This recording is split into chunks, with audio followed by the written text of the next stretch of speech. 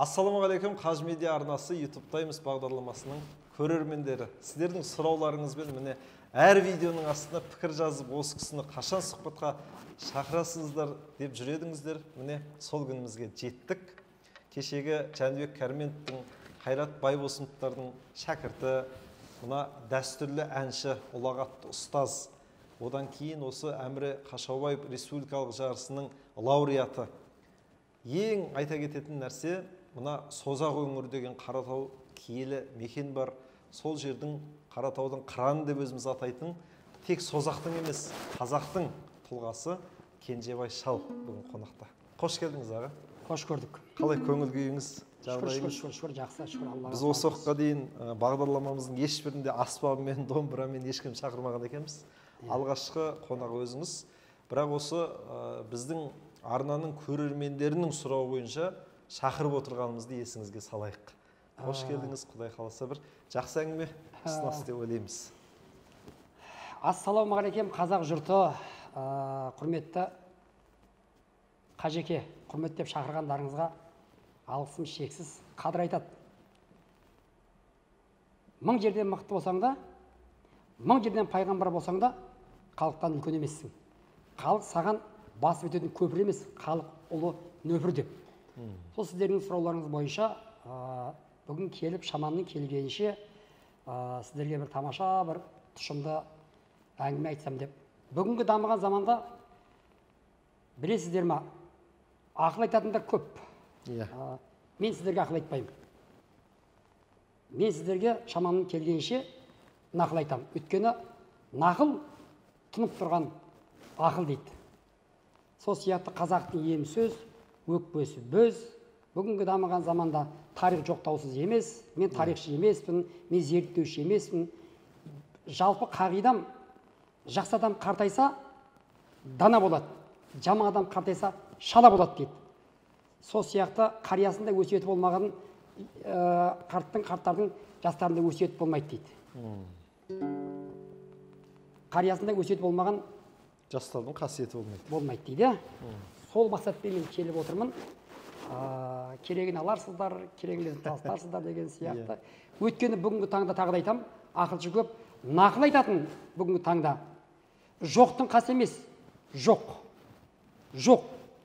Өйткені кешегі Қайран тарих зерттеледі. Алаш зиялылары алғысым шексіз, жатқан жері жайлы болсын. Алаш зиялылары жоқтаусыз емес. Шамасын келгенше әркім шама шарқыңызды зерттеп жатыр. Ешкім сауатсыз емес. Бүгінгі таңда жоқтаусыз Қайран бабаларын жоқтаусыз болып жатыр. Би шешендер атын білгенмен затын білмей жатырмыз. Сол айтылған қалпында біз бере алмай жатырмыз. Не кедергі болып жатыр оған? Неге кедергі? Бүгінгі ұрпақ дамыған заманда біздің үңілетіміз мынау әлеуметтік желі деген шықты. Кітаптың бетіне қарамаймыз. Кітап оқу деген бір ғалым болып кету, ол міндетті емес, ол мүмкін емес. Кітап оқу деген ең болмаса текті ұрпақтың баласы болған екен, ең болмаса аузында сөзіңді дұрыстап сөйлеу. Заманында қараш, қандай ғажап дүние. Заманында Құрмыс деген шешен өткен, соған қазақтың түкпір-түкпірінен билер, шешендер, төрелер барып соның әңгімесін тыңдауға барады екен.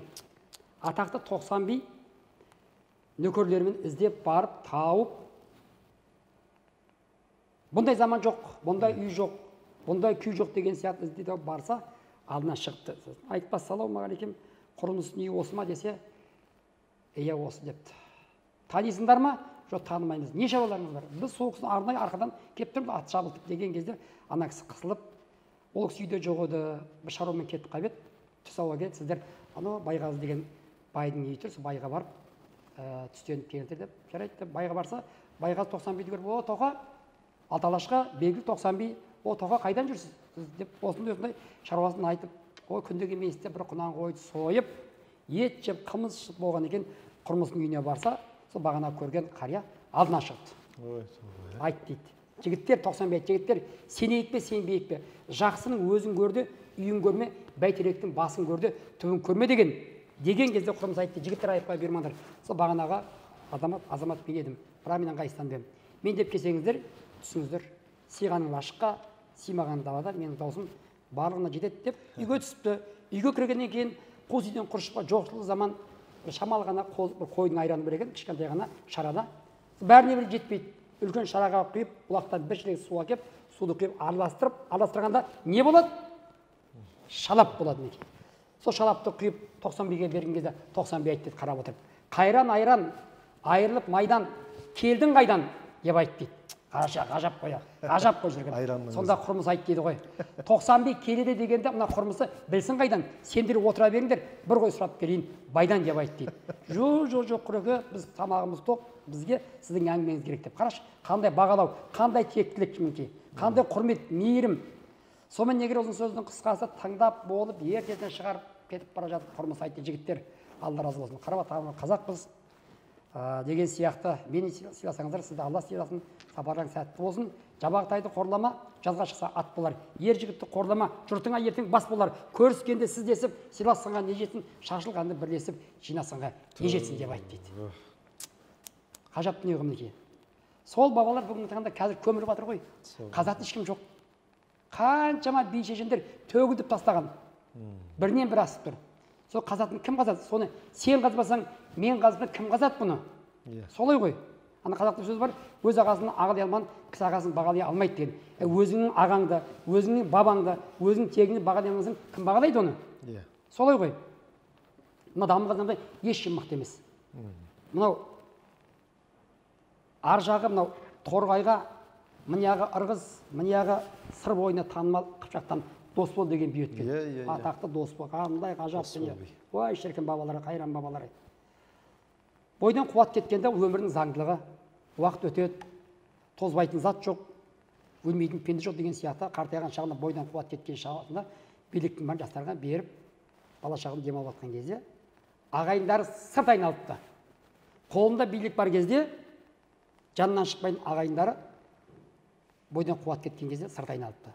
Сонда Қыпшақ елінің бір қанатын басқарып отырған орта жүздің арғы шыққан Әйеке деген болыс айтты: жігіттер, ана қарияға сәлем берейік, батасын алайық, әңгімесін тыңдайық деп жігіттерді ұйымдастырып, 9 қара жасау, үстіне киіз, астына ат мінуге апарып, сыйға тартып келіп айтты дейді: ақсақал, біз сізді бабадан қалған тәмсіл бар, 100 көру дейді ғанибет, ағаға сәлем бермек бізге міндет.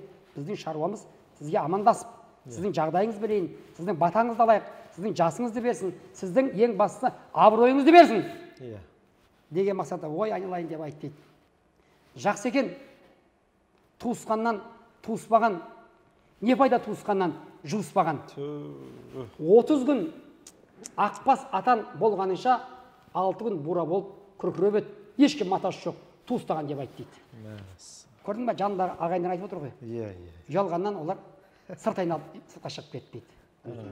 Құрмет көріп сөзбен, осы сөз құдіреті деген қазір қалды ма жалпы? Біреуге сөз әсер ететін. Жаңа айттым, қазақтың емсіз өкпесі бөз дейді. Егер сөзің жүйелі болса, жақсы сөз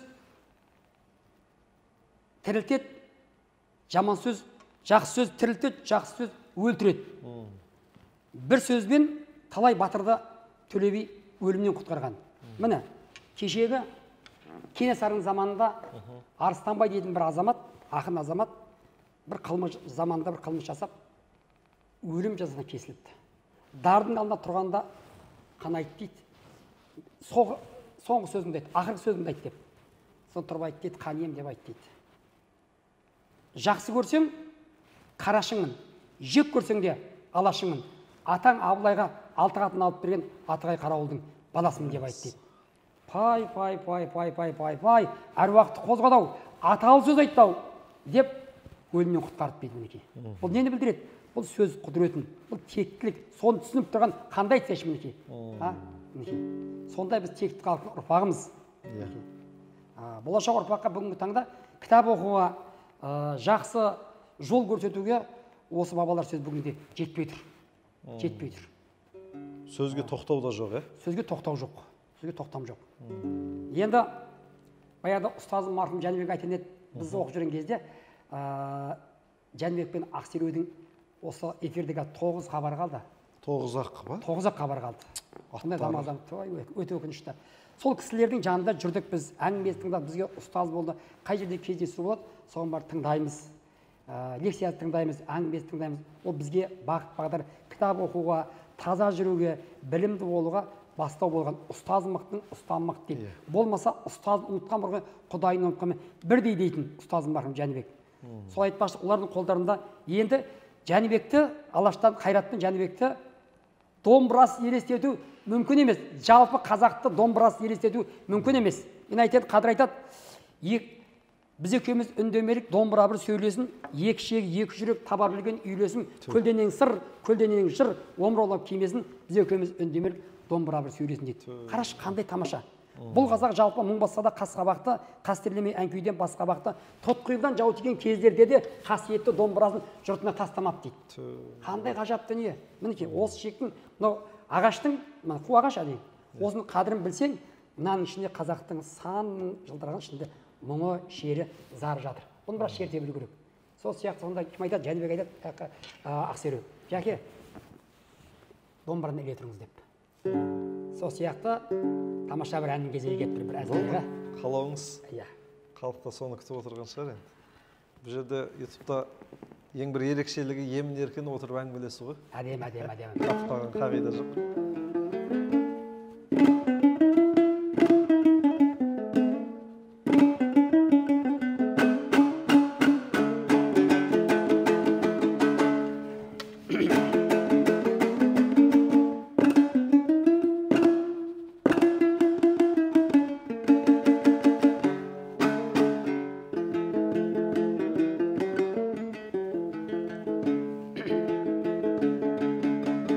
Тоқта балам, атаң келет артыңға, бір мойныңды қалжыраған қар тұлға. Сенің сәби сәттеріңнің мысқылын айыр бастап ала алмай жүр алтынға. Тоқта балам, атаң келет артыңға. Жүзе жүріп жүз құбылған сағында, жастық дейтін көктеменің шағында, өскен едік сенің анаң екеуміз, осы қарттың мәпелеген бағында. Тоқта балам, атаң келет артында.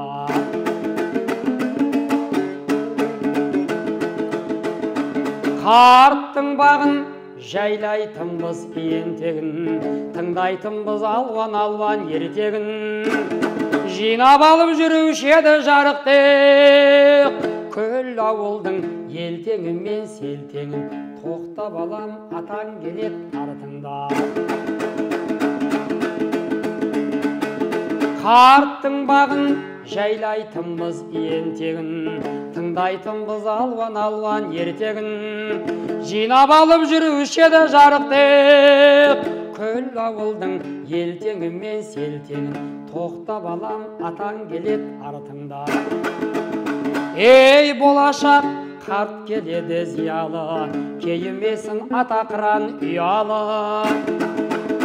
Сен сыйласаң сәби шақтың бір сәтін, атаң саған ұзақ өмір қияды.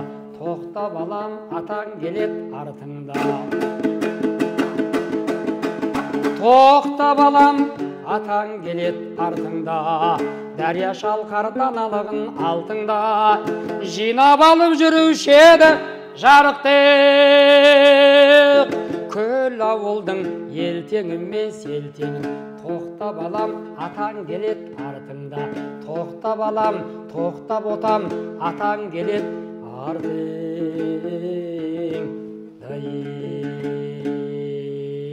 Бәрекелді.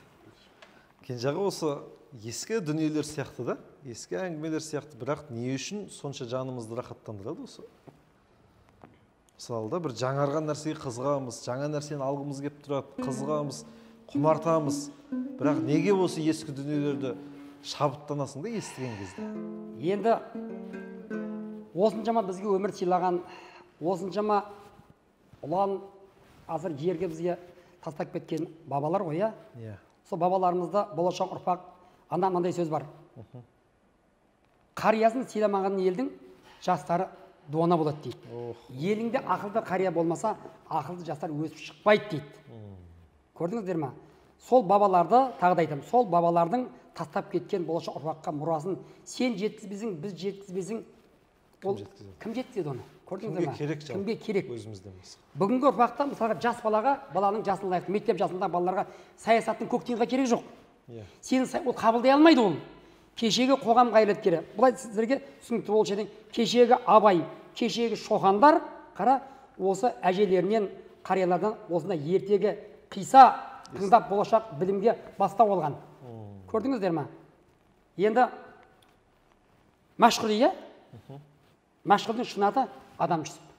Адам Жүсіп па? Аты шын аты Адам Жүсіп. Жасында қойылған ат Адам Жүсіп жұрт кеткен сүйгенінен мәшһүр десіп, қолына қағаз қалам алған шақта кетеді қара өлеңге желдей есіп пе өз айтады. Неге Жүсіп, неге мәшһүр Жүсіп ол? Неге ол Адам Жүсіп, неге ол Ержан емес? Неге ол Нұрлан емес?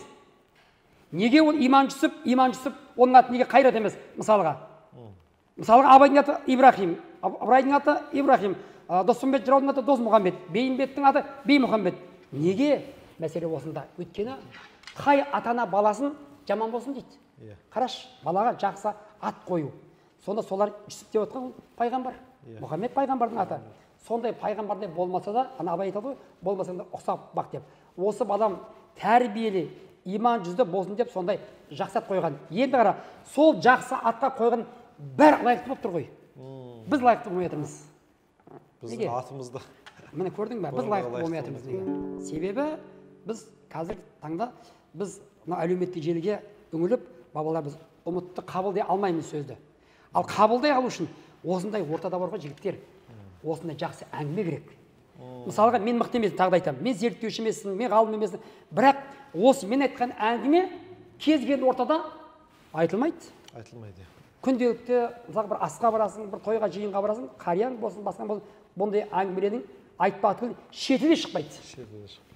Айтамыз саясатқа келіп ұрынамыз, аяғы таудамай деген сияқты ұрыс керіс. Бір-бірімен салғыласып. Солай болады. Осы саясат салғыластырып алды негізі дастарханның басында. Көрдің ба? Ауызашарлар көсекпен өтіп жатыр. Міне. Көрдің ба?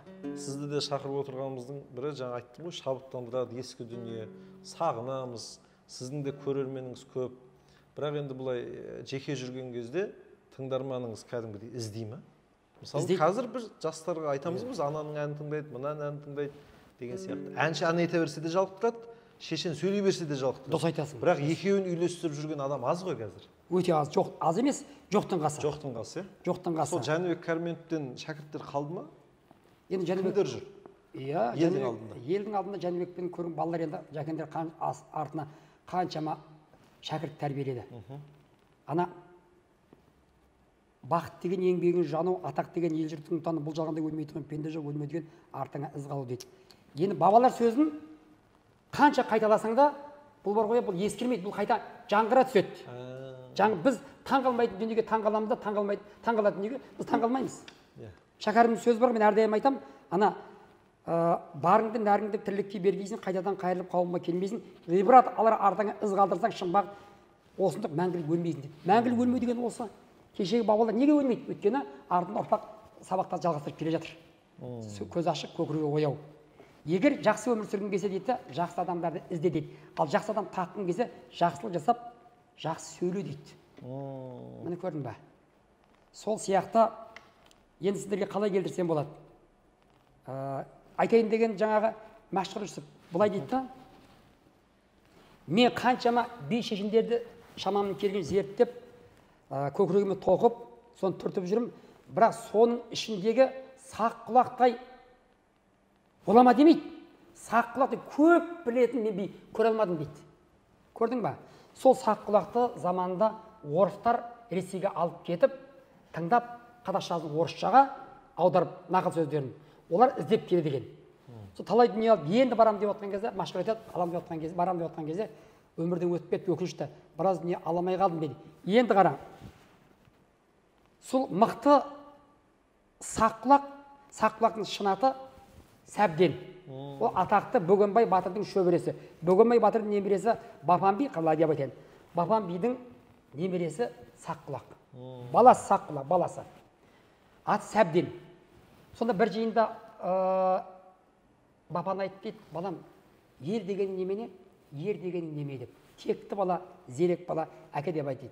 Ынтымақ бірлік болмаса, елдікке мойын бұрмаса, үлкеннің айтқан сөздерін кіші қолдап тұрмаса, сен ел деген немене? Ел үшін құрбан болмаса, абырой бедел қонбаса, ағайын туған ел жұрты, ей батырмау деп тұрмаса, сенің ер дегенің немене деп айт дейді. Не деген тектілік? Сол саққұлақ өзінің шамасы келмейтін дауға немере ағасы өзі арғын ішінде қанжығалы. Бекше деген ағасы бар екен. Шешен бұндай заман емес, жұпыны тұрады. Сондай өте мейірімді, иман жүзді нұрынан иман шашылып тұрады, сондай керемет адам екен. Сол бір күні баласы айтты, сен ағаң шақырып кел. Өзінің шамасы келмейтін дауға сол бекшені салады екен. Қандай қиын дау болсын, сол бекше шешеді екен. Сол бір күні баласын Нұралын жіберіп, Саққұлақ айтты, балам, сен барда ағаң шақырып кел, атаңды дәм жеп кетсін деп. Сонда әйеліне айтты, қатыны, жоқ қазанас па? Жаңа балаға атқа мінгізіп жібер, сыбағасын беріп жібер деді. Енді қазақта сөз бар, ана әйелің жаман болса мейманың кетеді, ұлың жаман болса жиғаның кетеді, қызың жаман болса кет ата төңі жеді дейді. Кейін айтады, жақсы әйел жұрт алдында жасытпайды, салмақты сабыр асықпайды. Алғаны ер жігіттің жаман болса, ағайының достарың қашықтайды дейді. Кейін Әзірбаев айтады. Сонымен неге ұзын сөздің қысқасы балаға ана әйелі нашарлау болса керек, ана қайнағасын онша жұпыны болмай жақтырмасам керек енді. Сонымен қатып қалған бір жауырын қасына бір сүйек сияқты қосып беріп жіберді. Қазақта еттің екі түрі болады да, бір түрі сүр. Сүр деген не сақтасаң өте тәтті, көктемде жейсің. Өте сүр. Екінші сірі деген болады, қалып кеткен, қатып қалған піспейтін еді. Сол бала қайдан білсін? Тақымға қысады да, қоржынға атпен шабады келеді. Барса атасы, ой балам айналайын сам маңдайынан сүйіп, ауылың аман ба деп кел деп, ай кемпір кедейдің бір тойған шалам айған қазанға салынған деп қоржын ақ береді. Асат асып пісіп әкесі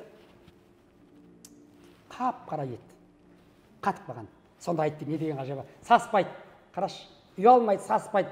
Қандай ұстам балаға айтты дейді. Балам деп айтады. Байқаңыз, еттің азын жауырынан бар болса кім аяйды? Бауырынан. Жоқтық шіркін адамға не істетпейді. Бұдағы келіпті өз ауылынан. Мұнысы сүрме десем, сірекен ғой. Сараңды өлді десек, тірекен ғой. Дүниеге көз тоймай, өле қоймай, бірі онда, бірі мұнда жүрген ғой деп айтты дейді. Бала ұялып, басын қып-қызыл болып кетіп, ата, сізді әкем ауылға кетпетсін, сыбағасын жекпетсін, деп жатыр деп. Солай ма? Балам деп айтты дейді. Сенің әкең сәкеңнің бір кездері мен бекшесі едім, сақтаулы алтын текшесі едім. Бұл күнде бала жұмда шақыратын мен не етігінің өкшесімен керексінсе өзгесін деп айтты дейді. Міне тектілік, міне ұстамдылық, міне өз-өзін бағалау, міне абырой, міне намыс. Сон бала кетіп айтып барды әкесіне. Сақы дері қап-қап, ай ат деген ай. Жаңылыспайтын жау жоқ, сүрінбейтін тияу жоқ демесі, аяғына жағып, аға кешіріңіз. Аға кешіріңіз, айып менен болды деп, құрметтеп, ауылына апарып, сый-сияпат көрсетті, құрмет көрсетті. Бұл не сөздері? Не деген? Сол қаранда, сол бабалар оқыды ма? Ұстаз көрген жоқ. Бұл Құдайдың құдіреті, Алланың бізге қазақ халқына берген бұл баға жетпес бұл нығметі ғой. Сондай текті қылып, сондай таза қылып, сондай иманды қылып жаратқан.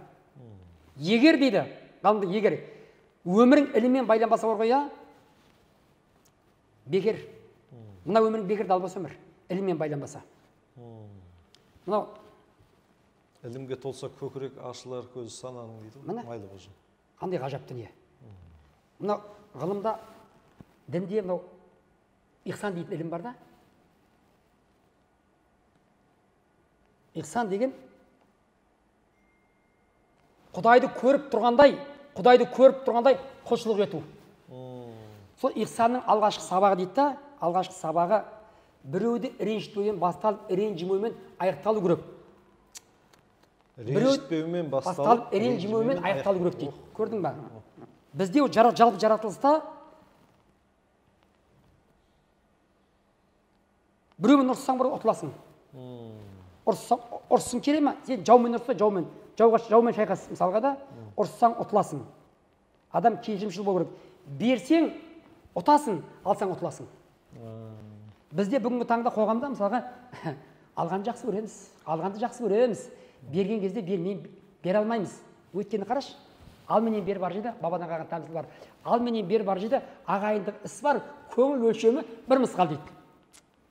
бір мысқал. Бір мысқал. Ана қалқайып, аларды біліп, бермегеннен без, үйіне қонақ қонбағаннан без, жұрттың айтқанынан болмағаннан без, аларды біліп, бермегеннен без, ел жұрты қашып, ермегеннен без, жұрттың айтқанынан болмағаннан без, үйіне қонақ қонбағаннан без дейді. Қандай ғажапты не, сен бере біл, тойыңа барсаң барады, келсең келеді, берсең береді. Солай ғой. Сондықтан мына өмірше, мына жалған дүние, бұл қарыз дүние. Саған Алла тағала өмірді қарызға беріп тұр. Ертең қайтарасың. Солай ма? Солай. Ертең қайтарасың.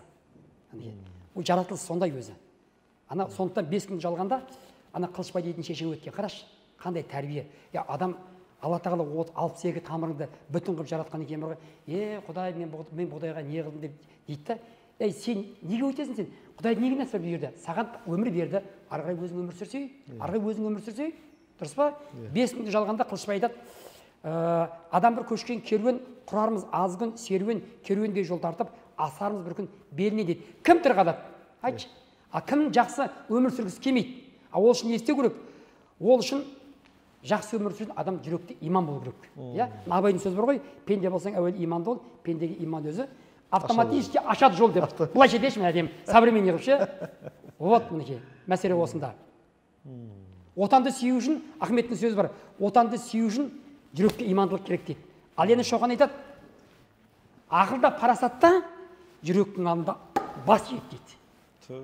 Қараш, Жүректің алдында. бәрі жүректен бізге.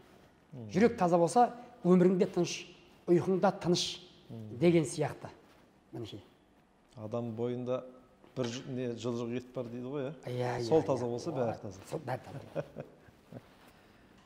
Тағы бір әннің кезегі кеп қалды ғой деймін. Қолға домбыра алдыңыз.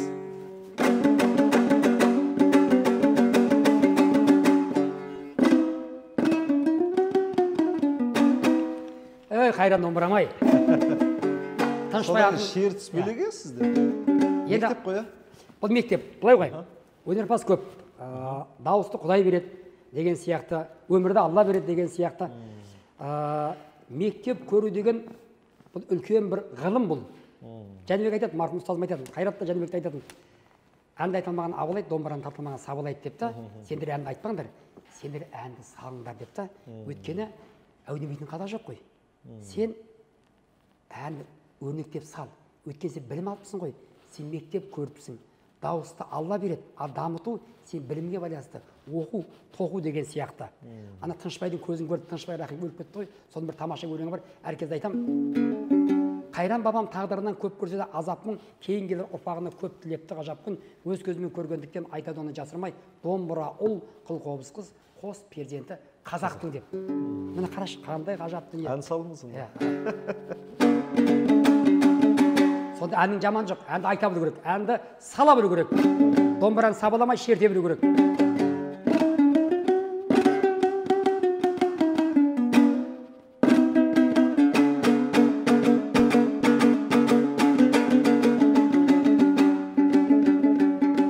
Бабамыздың көзіндей қара домбыра, данамыздың сөзіндей дара домбыра. Асқақтатып рухымда ағыл домбыра, әр қазақтың төрінен табыл домбыра. Шанағыңда ойнаған, үніңе еш тоймаған, қасиетті домбыра.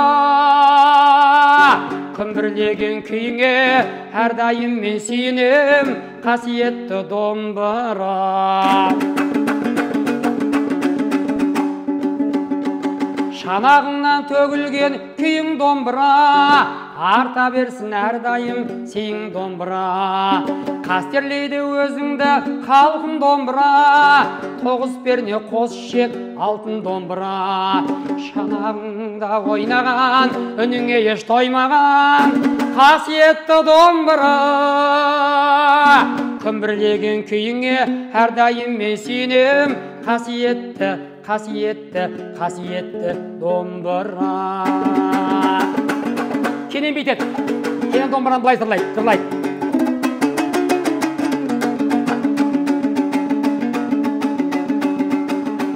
Вай ге-ге-га, ге-ге-га, ге-ге-га, ге-ге-га, ге-ге-га, ге-га-га, ге-га-га, ге-га-га, ге-га-га, ге-га. домбырам қайда барсам тастамаймын, менен сенсіз өлең бастамаймын.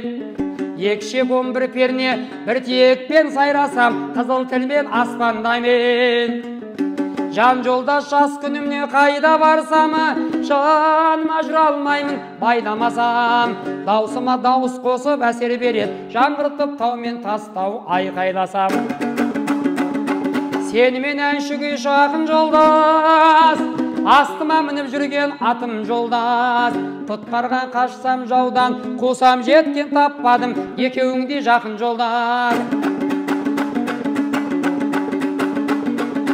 Вай гигига гигига гигига гигига еу, гигага гигага гигага гигага ге.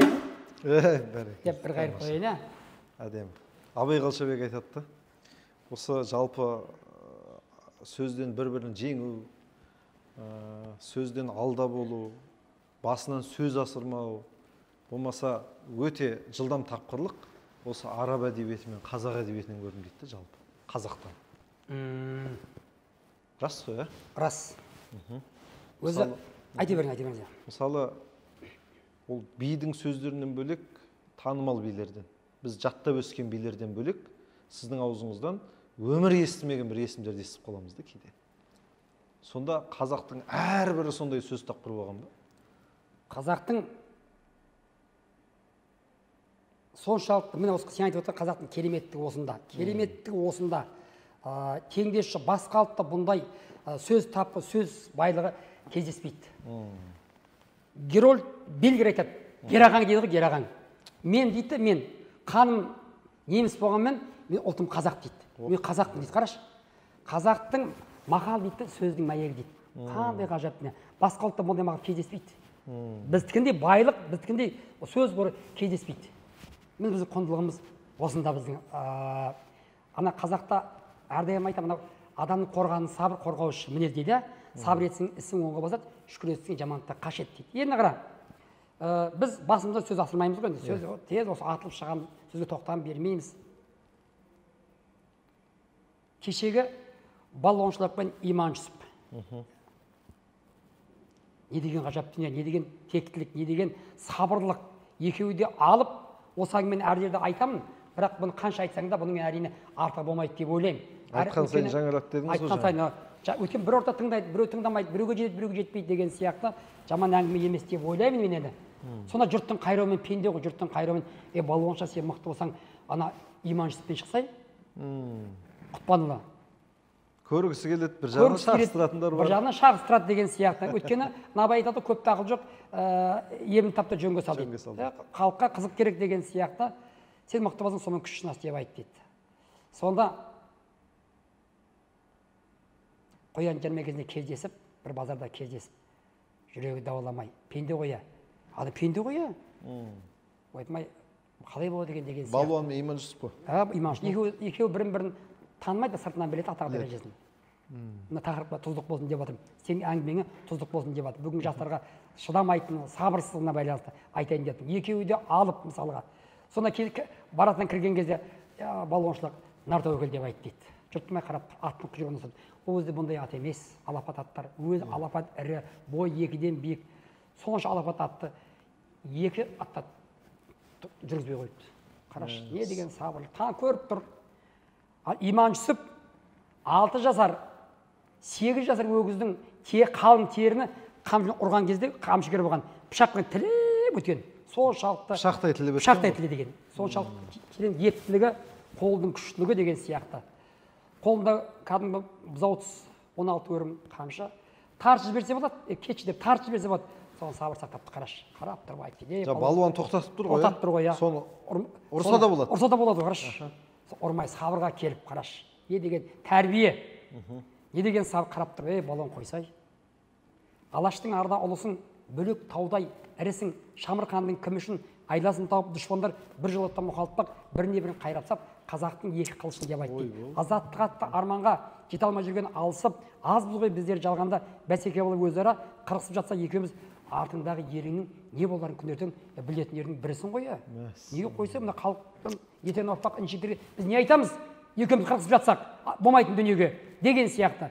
Сонда балуаншылар бұндай жауап күтпеген. Бұндай жауап күтпеген. Егер тарта айқасайын деп тұр. Сонда көзінен жас, еріксіз көзінен жас шығып, көзін сыпырып, көзін сүртіп тұрып айтып кетті.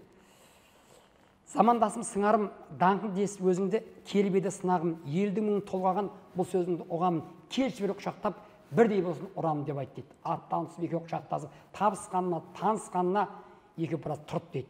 Сонда өзі балуанның жанында атақтың ақын жанында кім жүреді? Тегін адам жүрмейді ғой. Жанында жігіттер, бір ақын жігіт тұрып айтты дейді. Жібектей болып есіліп, түйіннің бәрі шешіліп, құшақтасы екеуі күшіне күші қосылып, балақтан алып бет жыртқан қайраңдаса тасырлықты басатын үлгісі талай ғасырлық, осындай болса керекті атадан қалған асылдық деп айтты. Қарашы, не деген ғасырлық әңгіме, не деген тәрбие, көрдің ба? Қазір сәл шақыстырсаң, өмір бойы шақысып кетеді. Болды ғой. Сондай, мына тиктокқа қарай бергенше сондай әңгімені неге тыңдамай дейміз ғой де. Тыңдайын десе айтатын ауыз жоқ. Айтатын қария жоқ мысалға. Біздің де мақсатымыз сол, осы әңгімелеріңізді әлеуметтік желіге салып беру ғой. Әрине, енді бізде мынандай қаншама жұрт ертең көріп отыр да, бізде мындай танымайтын адам жігіттерді танымайтын адамның артынан әңгіме қылу. Иә. Мысалға мен қайталап жатыр дейді да, мықты болсаң сен де қайтала. Жаман сөз ба? Баняға түскеніңді қайталатасың, көрсетесің мысалға да. Содан жаман ба не? Бабалар сөзі? Жаттап алып дейді. Шаман келе ме? Жаттап айт. Мына көкем биліктің адамы ғой, болмаса, көкем 100 грамм тартып, қыртып отыр ғой дейді. Көрдің ба? Мен танымайтын мысалға, мен білмейді. Біздің кемшілігіміз осында. Білмейтін адам сыртынан сөз айту. Міне көрдің ба? Мәселе осында. Сондықтан, осындай бабалар сөзін жиі айтылып болса дастархан басында. Жақсы дос пен жаман достың қандай айырмасы бар? Енді былай, адамның бәрі бірдей, мысалға. Жақсы адам да бар, жаман адам бар. Әйімбет дейтін шешенге бір жігіт барып, көке мен қазыға барып, жан жолдасым ұрысты. Не үшін ұрыстың? Бұл жақсы да арамызға қыл өтіп. Деп айтты. Дұрыс. Балам білесің ба, достықтың неше түрі бар депті. Білмей көп қой деп айтты. Жоқ, көп емес. Достықтың 2 түрі бар депті. Ата қандай түрі депті, биата депті. Біреу адал дос, біреу амал дос депті. Оны қайтып ажардан өтті. Адал дос депті, өмірлік ұсқа болады, арам достың өрісі қысқа болады деп айтты дейді. Сондықтан... Ұзаққа бармайтын болып тұр ғой. Иә, сондықтан достықтың осындай түрлері бар деген сияқты. Қазақта сөз бар да, мындай, деспе, дескесін боқ жеспе дейді. Сыйластың ба? Шыда. Бүгін қоғамда болмайтын арзан бір дүниеге арада шайтан азғырып, ажырасып қоғамда көп қой достар. Өте көп. Сонда арзымайтын дүниеге. Көрдің ба? Осы қазақтың әңгімелерінен көп бір үлкен мәрттік те көрінеді, кеңдік. Бір айтылған әңгімеден көп нәрсе түсінуге болады. Сосын жаңа 90 сөздің тобықтай түйені дегендей тура қояды дәл.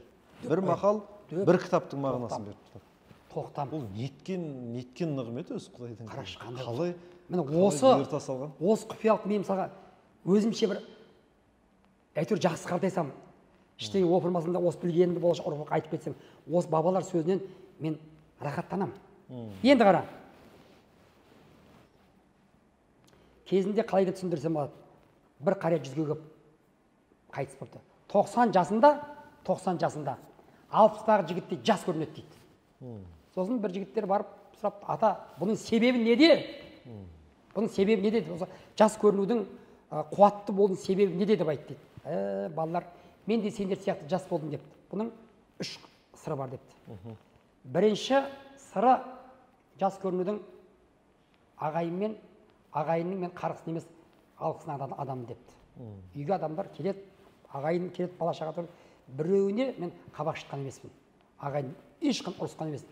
Бұл бір депті. Сол ағайынның алғысын алдым депті. Екінші, Құдай қосқан жарыммен бір рет сен шай деп ұрысқан емеспін депті.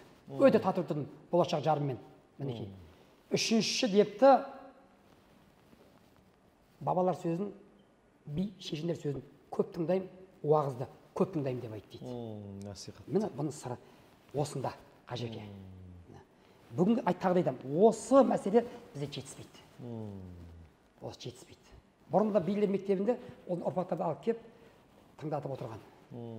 Орта дауға салып, аяқ алсынбай талапта балаларды тәрбиелеген. Ана қазақта сөз бар ғой, тұз болмаса ет бұзылады, дін болмаса ниет бұзылады. Жақсыңды тәрбиеле, жақсыңды тұз болмаса ет бұзылады, дін болмаса ниет бұзылады. Ел ермен көркем, жер көңмен көркем, ақыл асқанда қан тұт, білім асқанда пір тұт, жақсыңды қадірле, жаманыңды тәрбиеле деген. Міне дәлел. Не деген ғажап сөздер мінекей. Осындай ғажап сөздердің бөлек бір қағытпаларды қатты бір қағып жіберетін ше. Мысалы үйге келіп тамақ сұрайтын оқиғалар көп қой, жаңа қой соймадың, лақ сойдың деген сияқты бір. Баяғыда бір жапақ деген бір сөзің аузында, сөзіңе тұздық болсын деп ел аралап келе жатса, әрине бұндай әңгімеде келе қаласың, әдемі, тамаша. Көп бұндай әңгімеде. Жалпы тыңдаушы ше, бабадан қалған тамызда, тыңдаушы жақсы болса, айтушы дана болады деген бар. Сол келе жатса бір байдың өтсе, қатықсыз байда бақанда қазы қарта жал жай ілі отыр дейді, қатықсыз қара көже істеп берді. Сон болған деген, о, жака деп бай енді. Ана еттің бәрін көріп тұр ғой. Бәке енді киіз үй ғой, мұндай үй жоқ, көрпе төсек саламыз, ас қайырыңыз деген кез айтты дейді. Менен бата сұрасаң аталаға, аталашып жолаушы жаталама, бірға сыдыртсаң көзін қиып, нотырған қарашал қақалама деп айтты. Ойбай, жаке айтқа бір минут кеш болып қалды, ертең Құдайға шүкір деп, жоқ, жатыпты. Таңертең тұрған екен, маңғырған қойдың ішінен ешкіні ылағын ұстапты. Ылақ қандай бақырады. Жаке күнде келмейсіз ғой, бас шекпетіңіз, бата беріңіз десе, бата десең ылаққа, дауысы кетер жыраққа, ет жемесем жемейін, бейшараны жылатпа деп айтты. Бар болса қой сой, жоқ болса қой қойшы деп айтты. Қарашы міне. Қандай ғажап дүние. Сөйтіп ылақтың көретін жарығы бар екен. Ылақ шауып кетті, құнан қойы сойып, құрметтеп шығарып салып деді. Бұл бір парасы. Қылышбай дейтін шешен өткен. Ботбайдың қоралас руынан шыққан, Бұхарда өте сауатты, Бұхарда Көкілтас деген медресе оқыған. Сол бала кезінде ел аралап келе жатып, бір байдың сараңбай екен. Айт деді, бауырым тоқта. Қонақтың үстіне қонақ кесе, қотыр болады деген. Басқа үйге бар. Сіздің тамағымыз өлшеулі деп айтты. Жоқ, байеке, маған тамақ машинеге кет, маған бір көже болса жетеді деп айтты. Кеген адам бай болмайды ғой, кеген адам таз болмайды. Байда көз ашып көкірегі ояу. Аланша дүниені жинау үшін де адамға ақыл керек қой. Рес сөз іліп қапты. Бұл қай сөзің? Сонда бұл қандай сөз? Бұл не деген тамақ бұл депті. Селт ете қып. Байеке деп айтты дейді. Тардан түйісі болса, сары майдан иісі болса, сүтке салып баптаса, қантпенен қаптаса, бізде сол көже деп айтты. Ең мықтама тар ғой, майсоқ қой. Соны сұрап отыр ғой. Бай құрметті, кімнің қоласы пәле деп құрметтеп қараш сөздің астан. Міне бүйірде қараш сөзді түсініп, сөзді бағалап ғажап қой, қандай ғажап дүние. Сөйтіп бағалап, құрметтеп, тойдырып, астына ат мінгізіп, шапан жауып құрметтеп шығарып сап дейді. Енді Асаубай дейтін шешен, қан жаурудан шыққан арғынның үйіне кесе, бір разборкіден үйіне кесе, разборкіден ба? Иә, үйіне кесе, современный тілмен айтайын да, үйіне келсе, ауылына кесе, малын түгейін десе, жылқының ішінде 12 жыл жоқ екен. Қақырет іргелес Толтан дейтін байды білет. 12 жылқы жоқ екен? 12 жыл жоқ екен, 12 жыл үйірінің ішінде. Білет, сыбыс шығады, Толтан дейтін байдан үйірінен сыбыс шығады.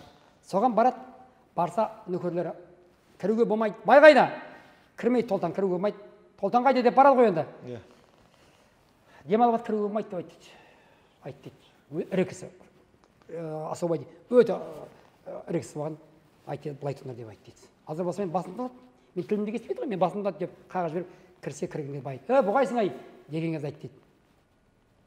Руымды сұрасаң, қанжығалы Асаубай. Жақсы сөзім бар, қызға жиған жасаудай. Жаман сөзім бар, ағаш кесер қашаудай.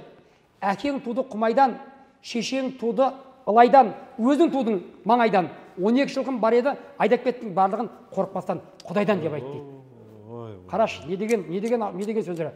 Сонда басын көтеріп, о, Асеке, кешіріңіз, сіз екенсіз, байқамай қаппын. Атаңа деді, шақыр деп нөкерлерін шақырып, жылқысын түгендеп шығарып сап дейді мінекей. Қараш. Міне. Байларды сөзге тоқтаса болды, мәрттікке жақын болады, жомарттығын көрсетеді. Алдына мал салып дегендей. Қашаубай дейтін жырау өткен. Қашаубай жырау. Иә. Қашаған жырау. Қашаған жырау. Сол ерлерлап келе жатып базардан бір мәс алып, бір байдың өтісіп, сен тай, қашаға келіп қапсыз деп бір мал үй келіп кетіңіз деп, сосын жаны серік болсын деп, Мұстақ дейтін етікшін көр шығып, бір біле ауыл аралас қой ұрлас деген сияқты кеп серіктесіп кіргізсе, Мұстақ етікші ғой. Ол да мәс деп сатады да. Ана аяғына қарап, қашаға сізге жараспайды. Сіз жараспайды деп айтты дейді. Қараш. Сонда айтты дейді. Мәсімнің бас тарлау қоншы қысқа саудалап алып едім асығыста. Болғанмен бас тарлау қоншы қысқа сыпайылып ұлтанмен басын ұста. Мұстақау өз ақшаңын түгел баса, көпірмей жайың отыр, көтіңді қыста деп айтты. Әне. Алып анамайды, неге мен анамайтын деген көпті көрдің бе? Конкурент қой енді. Көрдің бе? Мен де тема деген сөз қой енді, көрдің бе? Деп айтты дейді. Сол сияқты мінеке осында жақсы сөздер жаңа айттық қой, адамды жасартады. Адамды көңіл ғой. Адамды ауруды көңіл жазады ғой. Ана Шоқанның әкесі Уәли төре ауырып батып, атақты орта жүздің Алтай руының биі Байдалы би көңіл сұрапты. Қараш қандай ғажабы. Барды тұрмай ауырып. Байдалы би да? Байдалы би да. Уәли төренің көңіл сұрауға барды. Барса жатыр дейді. Ассалаумағалейкум, бұл не жатсыз депті. Ауру достың көңілін кім ашар? Қал сұраған кең ашар. Ер жігіт көңілін кім ашар? Көркем сұлу сүмбіл шаш, қара көзді име қаз, жарқырап тұрған жар ашар. Баланың көңілін кім ашар? Алдындағы қаттаса, артындағы панасы ата менен анашар. Аттың көңілін кім ашар? Күніне жеті қараған, жал құйрығын тараған, баптап мінген ер ашар. Жақсылық пен жамандық бәрі қақтан болған соң, шүкірлік қылған жарасар деп айтты дейді. Тұрсай басын көтерсей, кім ауырмайды? Көтер еңсеңді. Құдайдан күшті емессің ғой деп басын көтерді дейді. Сөзбен емдеп жүрді. Бұл көңіл. Сырымға мысалға, Сырымға заманында Сырымға бір ақсақал айтты, балам деп айтты, таудан биік не бар? Теңізден терең не бар? Оттан өткір не бар деп айтты. Текті бала, зерек бала, ата деп айтты. Таудан биік көңіл бар. Теңізден терең ілім, ғылым бар. Оттан өткір қайғымен зар бар деп айтты. Қараш көңіл. Ал біз бүгінгі таңда көңілге көбіне қарамаймыз. Қағып өтпе деп береміз. Әрдайым айтамын. Адамның бір қоя, жігіттер, адамның басын сыйлама, адамның жасын сыйлау керек. Өйткені ондағы бар бас сенде де бар, ондағы жас сенде жоқ.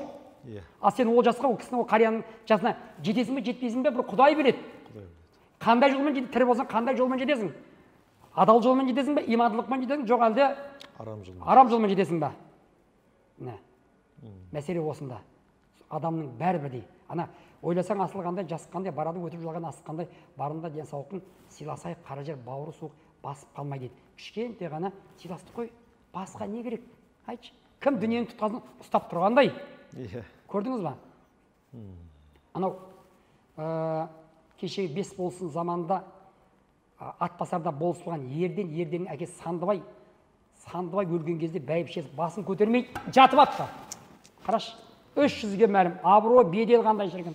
Сонда бәйбішесі тұрмай жатып алып, сонда шоң би барып айтты, ей бәйбіше, жатырмысың қайғырып өтіп кеткен абыланға, Алладан бұйырып келгенде кім тұрады жалғанда? Қайғысы мұңсыз жан бар ма? Талай қалған арманда, айтатығын сөз бар ма? Бір жаратқан алғанда. Әуелде жазған тағдырды бір жаратқан бұзған ба? Өзің көңіл айтсаңшы, сен 300-дің анасы емес пе едің? Өзің көңіл айтсаңшы, біз де жетім қалғанға деп айтты. Қарашы. Сен бізге көңіл айтты. Қара, анаң көңіл көтеріп тұр ғой, қарашы. Көңіл алдап, көңіл олап тұр ғой. Әнекей. Басын көтеріп, Аллаға шүкір, абыройың бар екен деген сияқты басын көтеріп, Аллаға сансыз шүкір деп айтты дейді.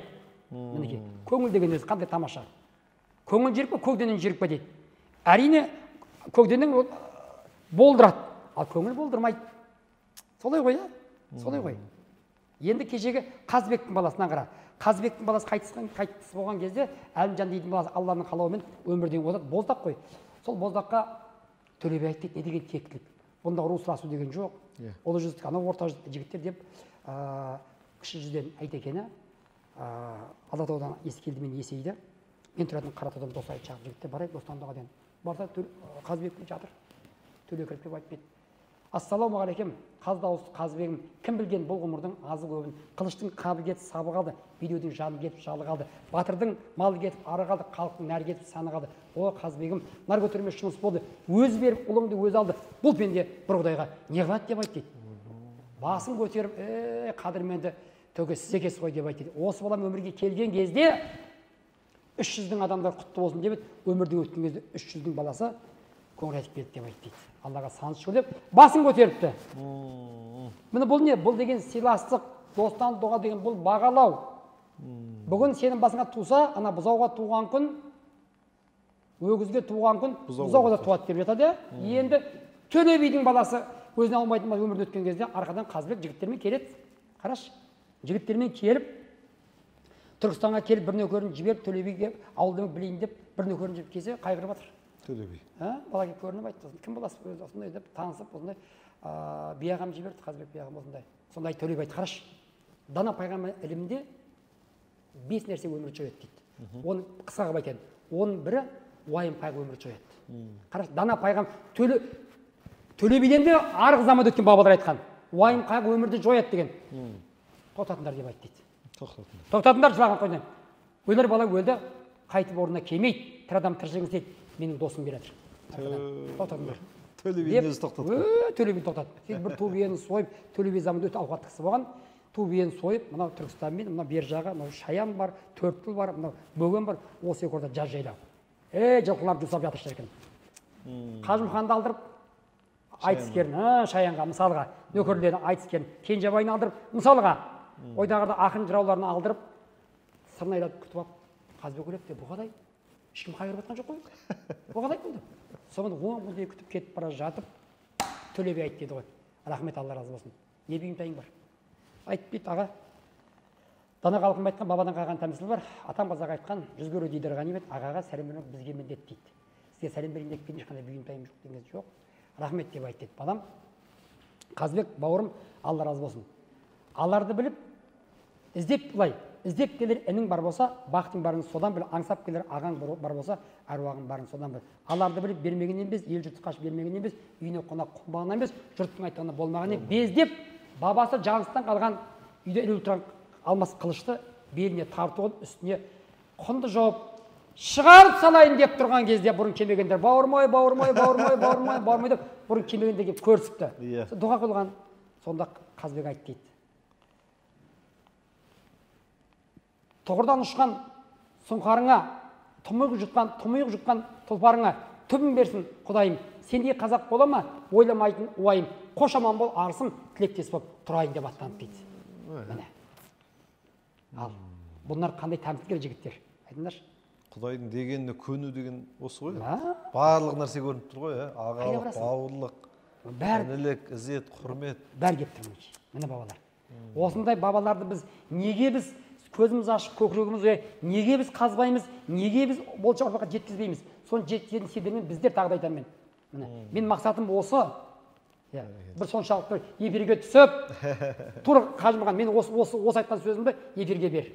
Мен мықты ештеңем жоқ, төктен мықты емеспін мен. Бірақ әйтеуір жақсы істі қалдырсам деген, із қалдырсам деген мақсат.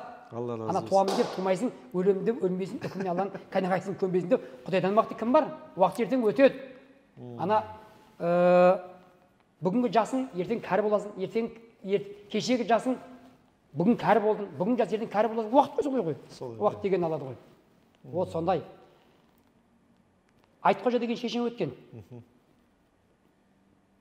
Жар басына үйтіп ке дейді, жар құласа үй көтер дейді.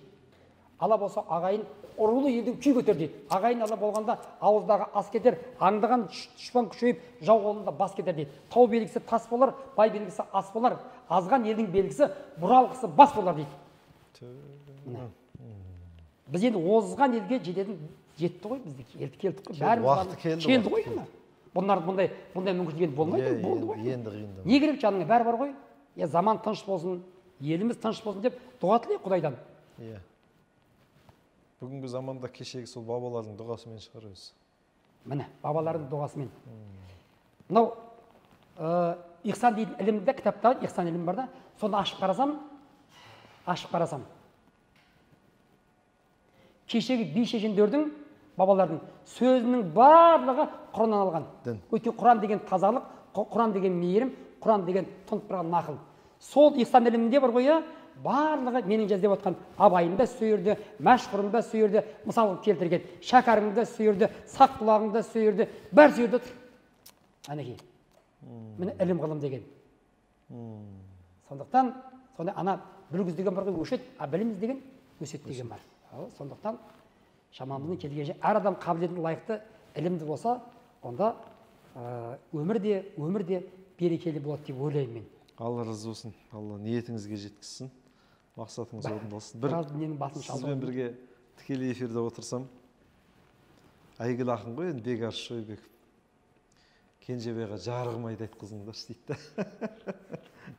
Мүмкін осы эфирде де бір жарығымайды айтып кетіңіз. Кетейік. Өйткені бұл жарығымай деген әмір ғой, жігіттер. Басқаша бір, қараш, кімнің алдына кім шығып тұрғанда, жаңа айттым, Мұқағали айтады. Мұқағалидан ғұлама ақын жоқ, салыстырмалды.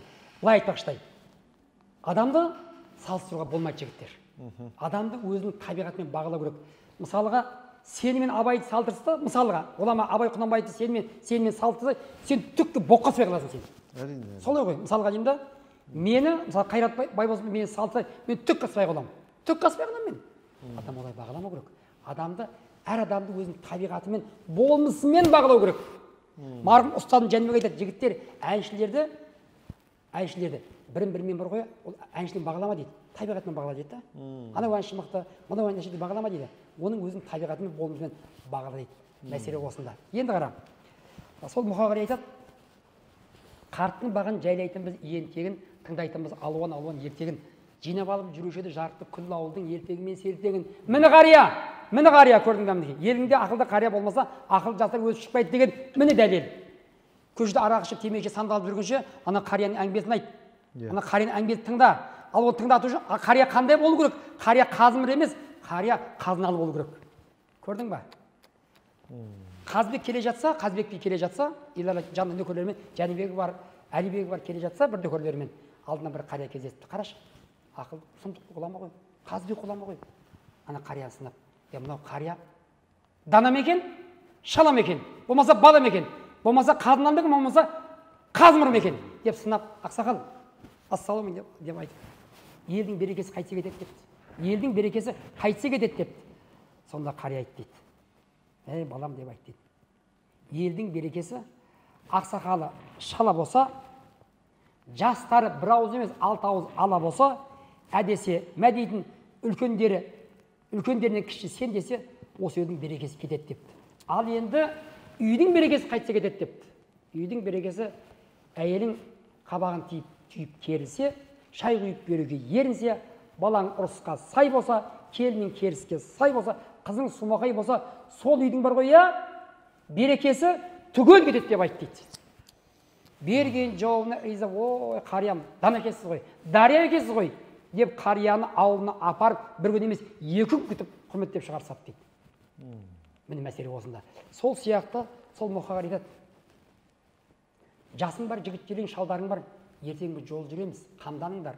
Жол ұзақ, биік асу, сапар алыс, жазды өтер, күзде кетер, тақылар қыс, қамданыңдар.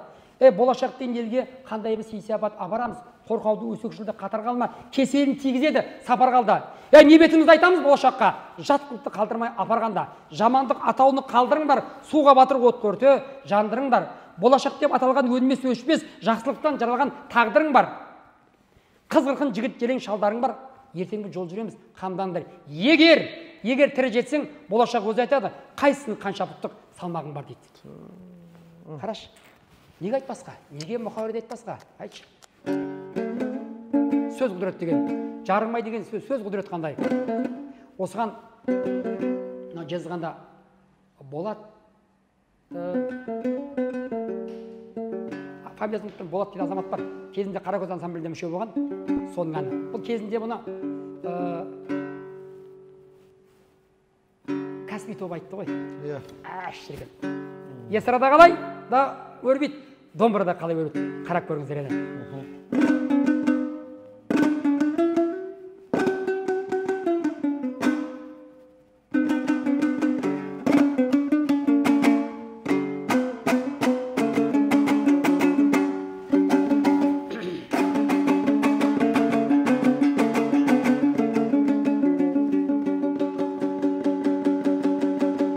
жалт етеді бір үміт тайып беріп, жалынамын жанымды жайып көріп, қаным сыймай барады арнасына қосылғанда елегеу, жайық келіп жарығым ай, ей жарығым ай, тұман торлап жүзіңе қалғаныма, деуші еді ғой жалғыздың жары құдай. Неге таси береді, неге таси береді, неге таси береді қанымдай.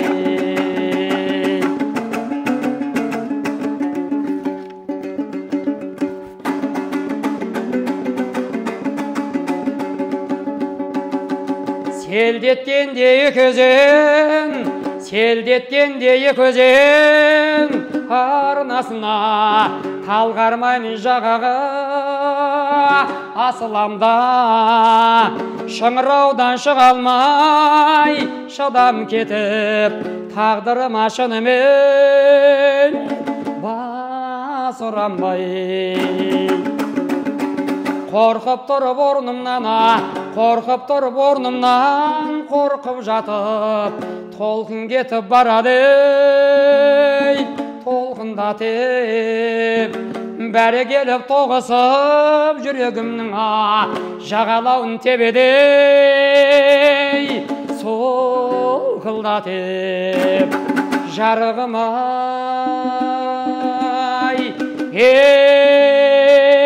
жарығым ая, тұман торлап жүзіңе қалғаныма, деуші еді ғой жалғыздың жары құдай.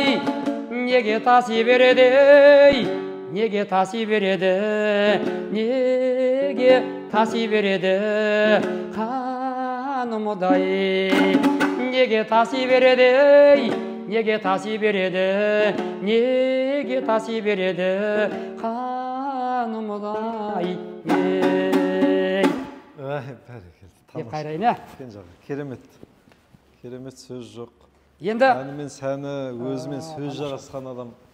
Енді Құда қаласа, жігіттер, құрметті ағайын туған бауырлар, егер ұнап жатса, сұраныс болып жатса, сіздердің қалауларыңыз бойынша тағы да келемін. Құдай қаласа.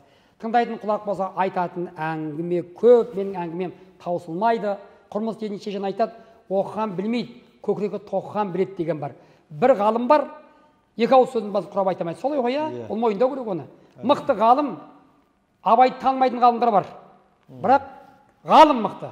Оның қоғамында бар ғой. Бар. Бір әдебиетші бар, екі сөзін басып құрап айта алмайды. Мәселе осында. Аз болса да, аз біздің саз болу керек деп ойлаймын мен. Солай. Осындай бір саз бағдарлама шықты деп ойлап отырмын өзім. Құда қаласа. Алла разы болсын. Рахмет, көп рахмет. Бірақ келесі шақырғанда келуге уәде етесіз ғой? Иә, уәде етемін. Тыңдайтын, енді комментарийді көреміз ғой. Жаңағыда анау қартып отыр, пыртып отыр дегенді көріп жатсақ, онда аяқ тартамыз. Пендеміз ғой, жүрек бар ғой өйткені. Сондықтан бүкіл көрермендерден сұранамыз, тек жақсы пікір жазыңыздар. Құдай қаласа ағамыз тағы да. Осы әңгімені, Қажеке, осы әңгімені бүкпесіз берді мен ойлаймын. Жаман әңгіме болған жоқ.